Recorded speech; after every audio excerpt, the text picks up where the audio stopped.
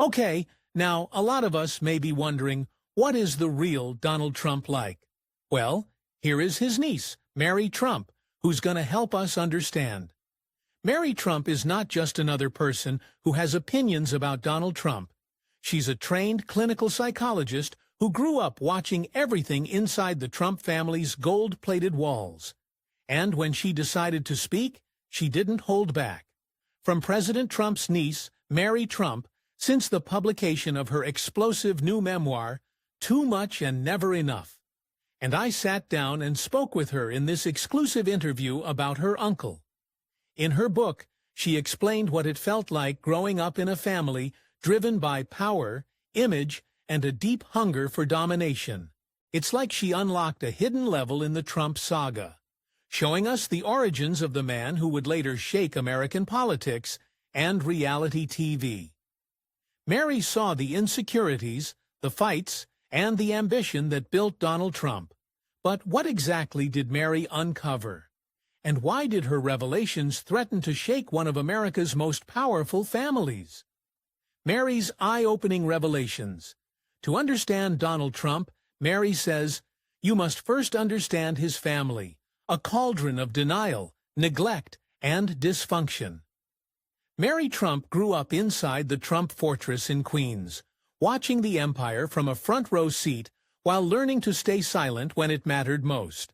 The family home, which should have felt safe, felt like a performance stage where everyone tried to look successful while ignoring the cracks in the marble floors. She remembers the holiday dinners sitting at the table, where her grandfather, Fred Trump Sr., sat like a stern king, demanding everyone follow his rhythms, and where the air felt thick with competition instead of warmth. She writes, child abuse is, in some sense, the expectation of the child to meet the needs of the parent. And that was the daily reality under Fred Trump Sr., a man who defined himself by control, by what he could build, and by whom he could break. Fred Sr. didn't believe in softness, viewing it as weakness, so the Trump children were conditioned to believe that emotions were liabilities. Smiles were fine for photos, but fear and sadness had no place in the Trump household. Fred Sr.'s obsession with dominance, power, and financial success shaped every room in that house. It's not like there was constant yelling. Still, there was constant pressure to perform, impress, win, and avoid falling into the category of loser, which Fred Sr. used like a brand, permanently labeling anyone who disappointed him. And nobody felt that brand more than Fred Trump Jr., Mary's father. Fred Jr. was supposed to take over the family business and continue the Trump name in brick and concrete across New York. But Fred Jr. was not like Fred Sr. He was lighter and funnier, a man who loved to fly planes and dream beyond the family business. In a family that worshipped toughness, Fred Jr. was deemed too soft, too kind, too flawed, and he paid the price for it. Mary describes the slow unraveling of her father, who turned to alcohol as a refuge from a father who called him a failure, and a brother, Donald, who mocked him. Donald learned early how to survive in that environment, mirroring Fred Sr.'s coldness and learning to suppress vulnerability. Mary points out that Donald saw Fred Jr.'s kindness as weakness, a cautionary tale of what not to become if you wanted to earn the patriarch's approval. So Donald began to mold himself into the image Fred Sr. valued: brash, ruthless, loud, and always on the hunt for attention. And Mary, as a clinical psychologist, saw her uncle's behavior through a lens most people do not have. She identified the patterns of narcissism and antisocial traits in him, shaped and sharpened by a family that rewarded cruelty and mocked empathy.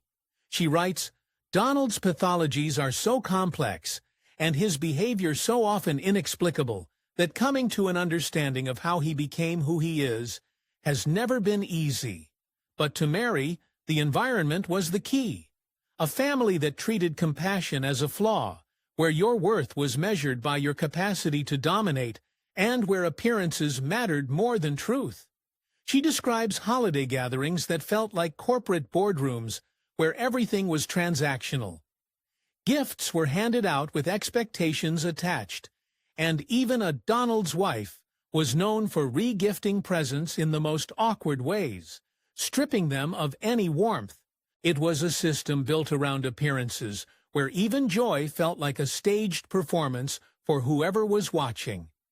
Mary recalls the painful reality of watching Donald's show complete disregard, as their father, Fred Sr., slipped into Alzheimer's. Instead of showing compassion, Donald ignored his father's decline, seeing it as an inconvenience rather than a call for family unity. The man who had shaped the Trump family's obsession with power and control was now powerless. But instead of seeing a chance to reconnect or care, Donald only saw the inconvenience of vulnerability. Love meant nothing, Mary notes in her book. Winning was everything. And that was the Trump family's DNA, woven into every interaction, every decision, every dinner conversation, where silence about personal struggle was the unspoken rule. But Mary doesn't just spill family secrets for the sake of it. She frames these stories to explain how these dynamics shaped the man who would later become president. A man who would dismiss criticism as attacks, who would react to perceived weakness with aggression, and who would view every situation through the lens of winning and losing, rather than human connection. When you look at Donald's behavior, the bragging, the impulsiveness, the need for constant validation, Mary argues that you're seeing a man who never developed past the emotional lessons of that childhood fortress in Queens. It's like he learned to build skyscrapers out of denial, turning every vulnerability into a brick he could hide behind while projecting invincibility to the world. This insight is critical because it helps us understand not just Donald Trump, but also how family trauma can ripple outward, impacting public leadership, decision-making, and the world at large. Mary's revelations challenge us to look deeper, to see how personal stories intersect with political choices, and to question what it means when leaders are driven not by service, but by deep, unresolved needs for power and approval. And it makes you wonder how many public figures are acting out family dramas on a national stage, reacting to hidden wounds they never faced, and making decisions that affect millions based on a childhood fear of appearing weak. How does family trauma shape a person's leadership style? And how much of what we see is really just a performance driven by invisible scars? But if you spill the biggest secrets in America, what happens next? The world, unsurprisingly, had a lot to say. Shockwaves from Mary Trump's revelations. When Too Much and Never Enough hit the shelves, it wasn't just political junkies who grabbed a copy. Ordinary folks, tired of spin, wanted receipts. Bookstores ran out of stock. Just like Mary Trump Reveals started trending, and suddenly even your aunt, who swore she didn't care about politics, was texting. Did you see what she said about Donald as a kid? Late-night shows dove in, mixing shock with humor, as they read excerpts about family feuds, sketchy finances, and the cold upbringing that, according to Mary, shaped the man who would end up in the Oval Office. One host even joked, "If this is what's in this book, imagine what's still locked in the family vault." The Trump family, as expected, called Mary a disgrace, claiming betrayal and throwing around legal threats. But quietly, some relatives texted her support, saying she had finally said out loud what they were too scared to admit. And it wasn't just about family tea. Pundits and viewers debated whether Mary had crossed a line or if she was brave for telling the truth when it mattered most. Conversations ignited about loyalty, whistleblowing, and what it costs to speak up against power, forcing everyone to ask, when family secrets impact the country, do we have a right to know? But if family secrets can shape a country, what about family money? How deep did the deception run? And what hidden fortunes did Mary uncover that Donald never wanted you to see? The financial secrets. Mary Trump uncovered Behind the glitz and gold towers lies a web of financial deception. And Mary Trump was the insider who helped expose it. When most people think of the Trump family, they picture shiny penthouses, branded planes, golf courses stretching across states, and that iconic hair waving above a podium. But Mary Trump saw something else. She saw the paperwork, the numbers scribbled in margins, the family meetings where money was both a sword and a shield. And she knew that if you wanted to understand Donald Trump, you had to understand how the family's empire was really built.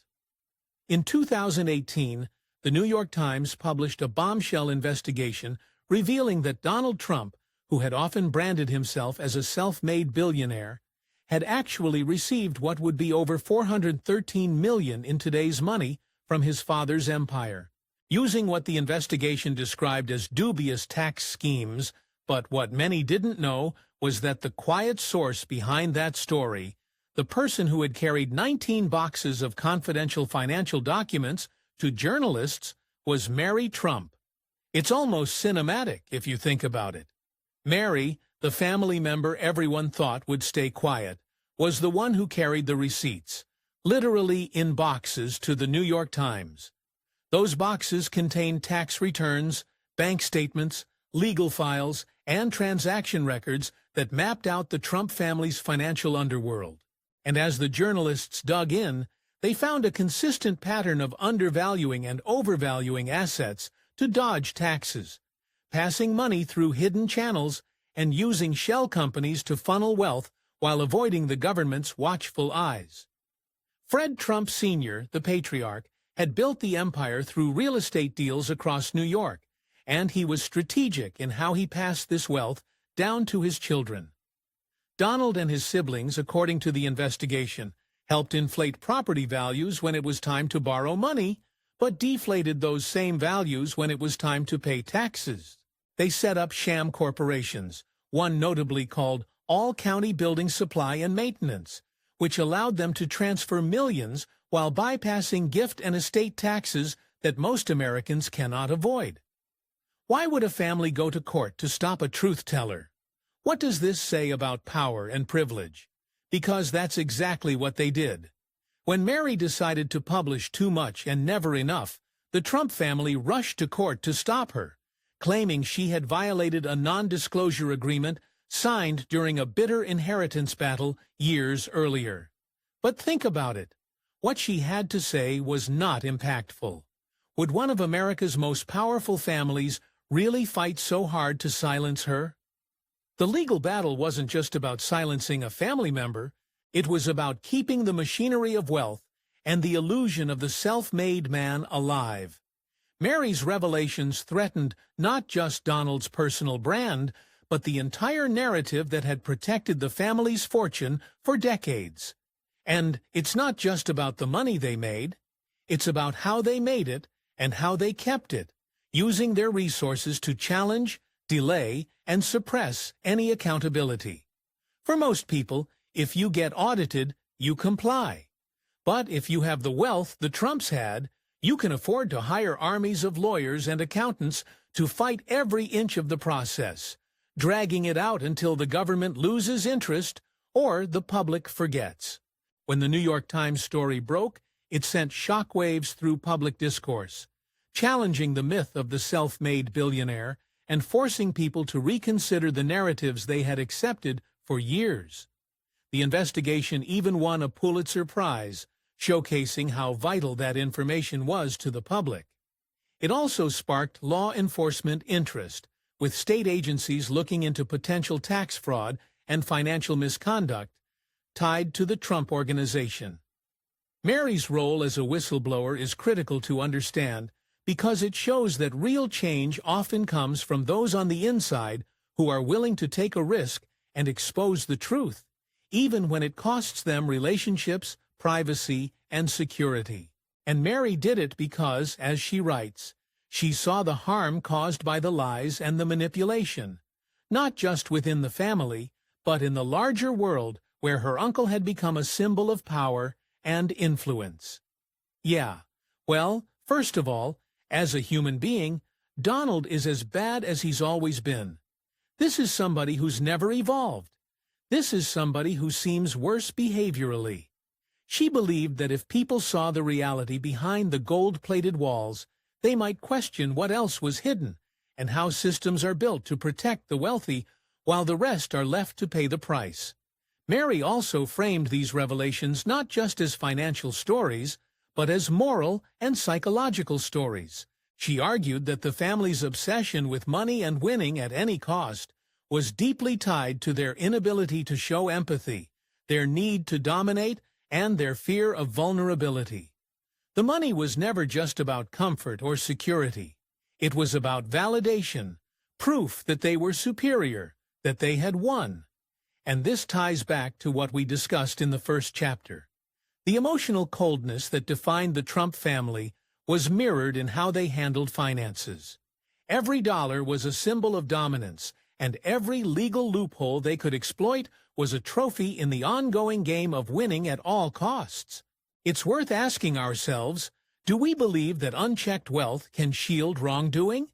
If systems allow the rich to manipulate the rules while presenting themselves as heroes, what does that say about accountability in our society? Do you think wealth should come with greater scrutiny? Or do you believe the system is rigged to protect the wealthy no matter what? Let's open this discussion, because these stories are not just about the Trumps. They are about how society rewards certain behaviors while punishing others, and how hidden truths can change what we believe is possible. Mary's story is not just about betrayal or revenge, but about responsibility. It's about using insider knowledge to reveal the truth so people can see the structures of power clearly, question them, and decide what kind of world they want to live in. And it makes you wonder, how many secrets remain hidden simply because the people who know them are too afraid to speak or too invested in the comfort that silence brings? But Mary didn't stop at finances. She challenged the very man we all saw on TV. How? By diving into his mind. What does a clinical psychologist see when she studies the man sitting in the Oval Office? Diagnosing Donald Trump. We often watch leaders on TV waving to crowds, giving speeches, signing papers with those chunky black markers, and we think we know them. But imagine growing up across the table from someone like that, watching him when the cameras were off, when there was no crowd to perform for, when it was just family, leftover food, and silence thicker than the walls in those New York penthouses. That was Mary Trump's reality. And it's important to remember, Mary isn't just a family member with a grudge. She is a clinical psychologist with a PhD from Adelphi University, trained to see the patterns and cracks in human behavior that most of us overlook. When she looked at Donald Trump, especially during his presidency, she saw more than just bravado, tweets, and rallies. She saw a case study unfolding in real time with global stakes. In her book and in interviews like the one she did with Good Morning America, Mary described her uncle as a person who displays clear signs of narcissistic personality disorder, alongside likely antisocial traits. Now, to be clear, we're not handing out a formal diagnosis here, but Mary, with her background, pointed out consistent patterns: an insatiable need for praise, a lack of empathy, impulsive decision-making, and a constant drive to prove dominance at all costs. And you may wonder, could these traits explain some of the behavior we saw when he was in the White House? The early morning tweets were laced with personal insults, the constant need for rallies, and even the downplaying of crises, because acknowledging them might crack the image of invincibility. Mary also added that these patterns weren't random outbursts. They were the natural extensions of a deeply ingrained personality that she watched develop from his youth. She described how Donald's public bravado, his larger-than-life confidence, was often just a mask for deep insecurities. According to Mary, her uncle feared appearing weak more than anything else, and that fear drove many of his choices. She explained that for Donald, winning wasn't just about success. It was about survival, about keeping the fear and emptiness at bay. Mary told CNN that the dangerous part of Donald's leadership wasn't just in what he did, but in what he couldn't allow himself to feel. She said he lacked the emotional capacity to manage crises, to empathize with others, or to accept responsibility when things went wrong. Imagine navigating something as complex as a pandemic or international conflicts with that mindset. Mary believed this was one of the most significant risks during his presidency. She also talked about how his need for validation was insatiable. No amount of praise was ever enough, and criticism wasn't just something to brush off. It was a personal threat that had to be countered immediately and aggressively. This is why, according to Mary, he often surrounded himself with people who would tell him what he wanted to hear, and why he reacted so harshly to those who didn't. Can personality disorders shape the fate of a nation? If the person at the top struggles with empathy and impulse control, how does that affect decisions that impact millions of lives? How does it affect how crises are handled, how conflicts are resolved, or how leaders respond to criticism? Mary wasn't just speaking as a family member. She was sounding an alarm as a psychologist who believed that these traits were dangerous when paired with power. She said in her interviews that Donald should resign because he was psychologically and emotionally incapable of handling the presidency, and that this incapacity wasn't just a personal issue, but a national and global concern. Mary didn't just wake up one day and decide to write a tell-all because she was bored. She grew up watching how things played out behind those mansion walls, seeing a father who believed kindness was weakness and mistakes were punishable, not teachable.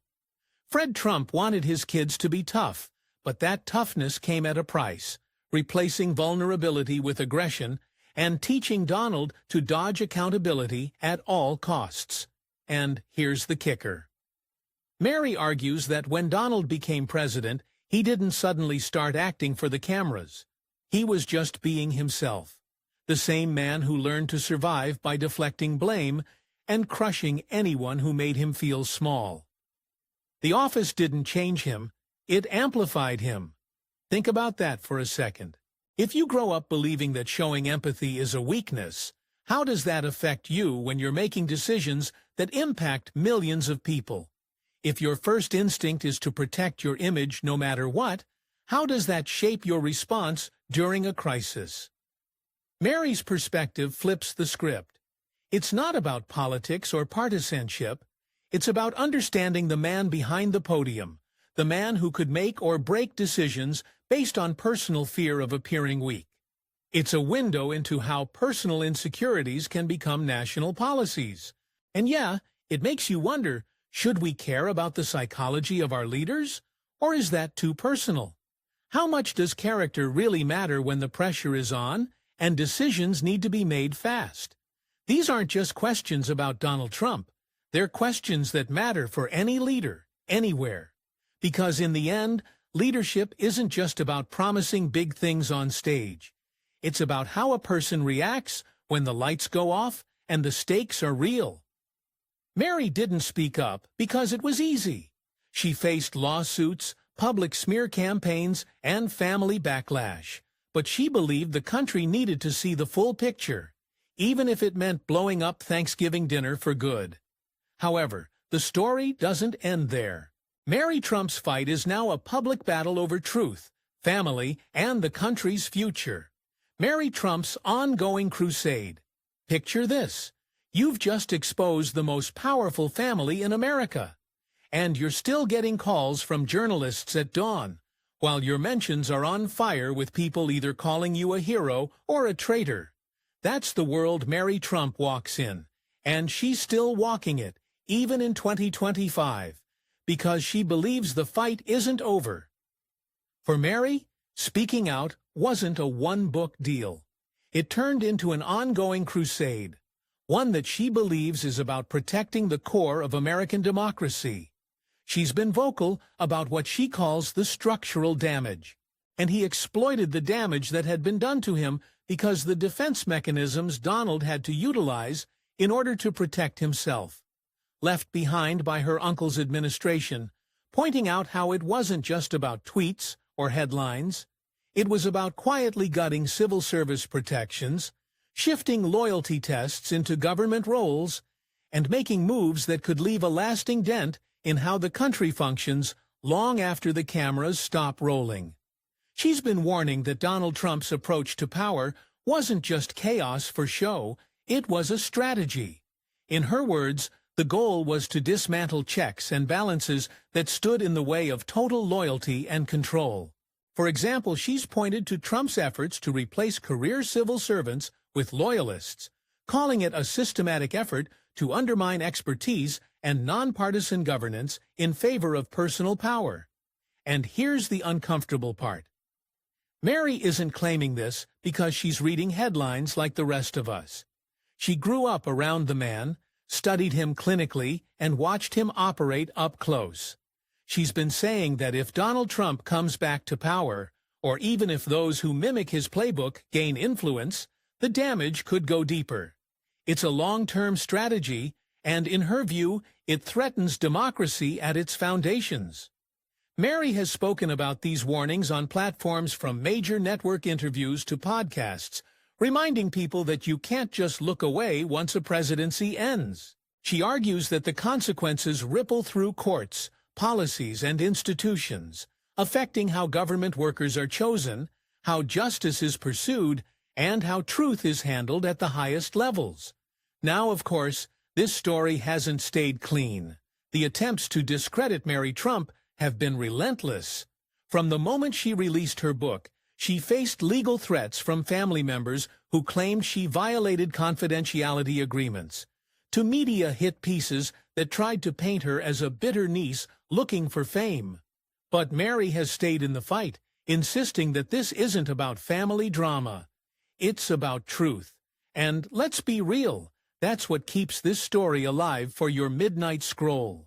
The fact that this isn't just a Twitter spat, it's a full-blown conflict over what kind of country America wants to be, told through the lens of a family who lived in marble halls but fought each other in the shadows. What really hits differently about Mary's story is how it made people see Donald Trump in a way the headlines couldn't. Before she spoke out, a lot of folks saw him as just another loud politician playing the game. Mary pulled back the curtain, showing how personal fears and ego battles can slip into Oval Office decisions, turning private insecurities into public problems that hit millions of lives. She didn't just add gossip to the timeline, she gave people the context to connect the dots. Those late-night tweets, the constant need for praise, the fights with anyone who questioned him, wasn't random noise, it was part of a pattern. According to Mary, this pattern was rooted in a need to protect an image, even if it meant ignoring the facts or shifting blame when it counted most. She's made people pause and consider that leadership isn't just about charisma and speeches. It's about the inner world of the person holding power, the fears they carry, and how they respond to criticism and crisis. Mary's accounts have provided a kind of decoder ring for those trying to make sense of Trump's actions while in office and the way he approached governance. And it brings us to a critical question. What do we do with family secrets when they hold the potential to influence global leadership? Mary didn't set out to be a whistleblower. She described herself as reluctant, torn between family loyalty and what she felt was a civic duty. It wasn't easy for her to step forward, knowing it would forever change her relationship with the family and place her under a spotlight she never asked for. But she decided the cost of silence was too high.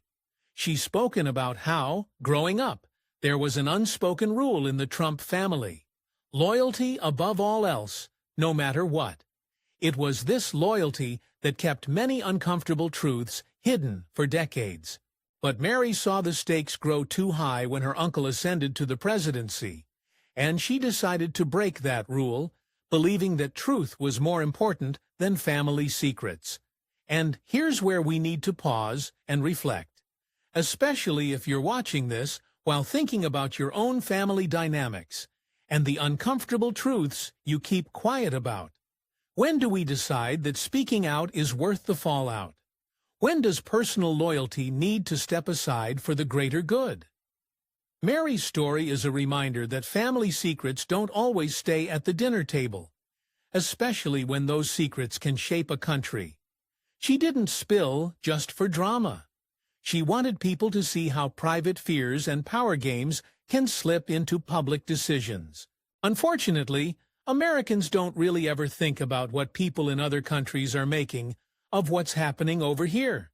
The ones that affect you, me, and everyone, trying to live their lives while leaders play image management. And, yeah, people noticed.